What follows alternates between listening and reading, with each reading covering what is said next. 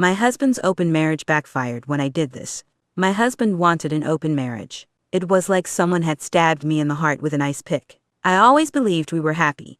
At least that's the image my husband portrayed to all our friends and family. But we should keep it honest and tell each other everything. To keep it fair, he said. I was dying inside, but I agreed, because it made him happy. Immediately Lance began dating various women he found on the internet, or out and about. After every date, he would come home with a huge grin on his face, and would tell me in explicit detail everything that occurred on the date, even his sexual experiences. I couldn't understand how he was able to have so many affairs when he always needed tons of Viagra to spend one night with me. My soul was crushed with every new sex story, but I would calmly nod as he spoke, and always, he would rate each woman like it was a game between the two of us. This went on for some months. Then, one day, I went shopping, and bought myself some new clothes, gave myself a makeover and new shoes. To my surprise, Lance noticed the shopping bags in the living room, and took one look at me, and glared with suspicion.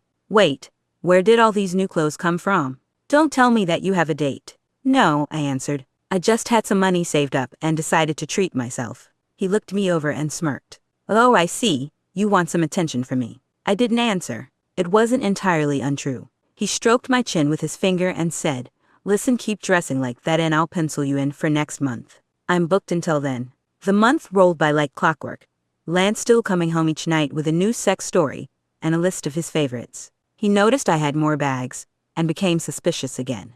Hey, how can you afford such expensive shoes and purses? He asked. I got a raise at work, I said quickly. Lance, about that date, do you think we could go on one, just you and I? Oh yeah, sorry about our date.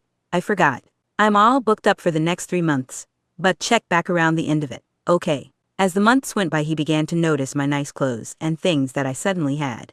You said you had a raise, right? That's right, I said. You're certain these aren't gifts from your lover? I thought we agreed to tell each other everything. We have, but I don't have a lover. I got a raise for doing a good job at my company.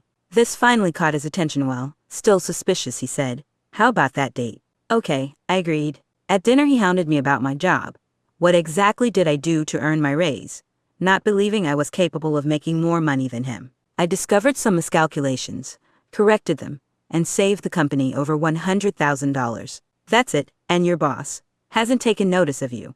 What? That's ridiculous. No, it isn't, he argued. Don't think I haven't noticed your hair, your makeup, or the short skirts you're suddenly fond of. As he grilled me, 2 middle-aged women approached our dinner table, beaming with excitement. Excuse me, aren't you Love Whispers? Yeah, I answered, not wanting to disappoint them. Can we have your autograph? We just love you. Thank you. Absolutely, I said, writing out with love from Mrs. Whispers on their napkins. As the women skipped away happily, Lance glared at me. How easily you lie, my dear. What? Who's Love Whispers? You're not into some freaky cult stuff, are you? No, it beats me. They seemed a little out of touch and were so happy. Why burst their bubble? Suddenly Lance's sexcapade stories were becoming less and less as he spent most of his time following me around, trying to figure out who I was having an affair with, despite my reassurance there was no affair. Then, one day, Lance came home slamming the door shut. His face was bright red with fury. Am I loserly on Love Whispers? He asked, holding up his cell phone to my social media page. How'd you find that? One of the girls in your feature stories just happens to be a fan of yours. But when our date was getting over 100,000 laughs, she sent me the link and accused me of being Mrs. Whispers. Now I smirked. Did you think I'd sit idly by and listen to your sexcapades and do nothing? But this is my life. We had an agreement. No, you had an agreement.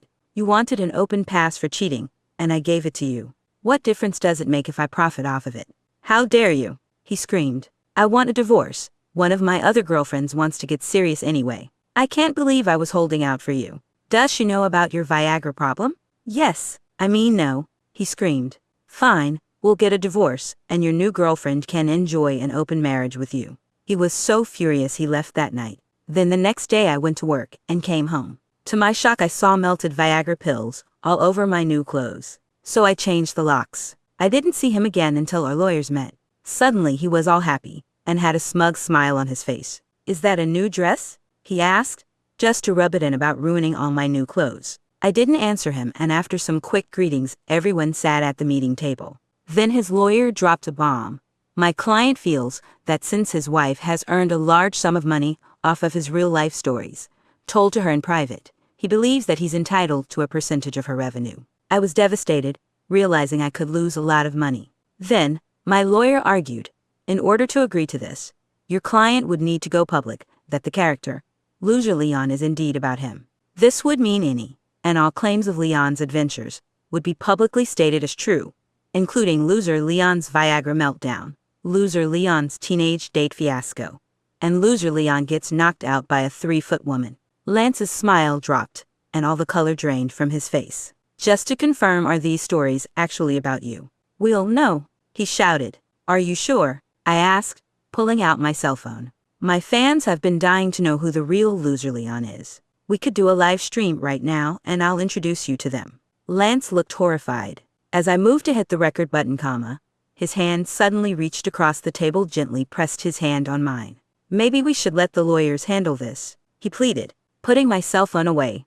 This time I was the one that was smiling. After taking a break, it was determined that I'd only have to give him one lump sum payment and agree not to publish any more of his true stories for my character. I didn't care, so long as I didn't have to listen to my ex-husband's stories anymore. The divorce was final, and I was able to keep the house. I got all brand new locks, and continued with my writing. Then about a year later I got an unexpected call from my ex-husband. He sounded desperate and wanted to meet with me. I don't know why, but I agreed. When I saw him, he had gained 30 pounds, his clothing was old and impoverished, and his car looked like it hadn't been worked on in months. Suddenly, he was friendly, and handed me a single cheap carnation. Thanks for meeting me. You sounded upset, I said. My new girlfriend left me, and I've been out of work for a few months. I was thinking, your social media must be down since Loser Leon isn't around anymore. I think we make a good team. What if I started dating again, and you could write more stories, and we split the profits? I laughed and said, actually my channel's tripled since the divorce, and the end of Loser Leon. It's gotten so popular people send me stories now. Thanks for the offer, but your partnership isn't needed. The look on his face was priceless.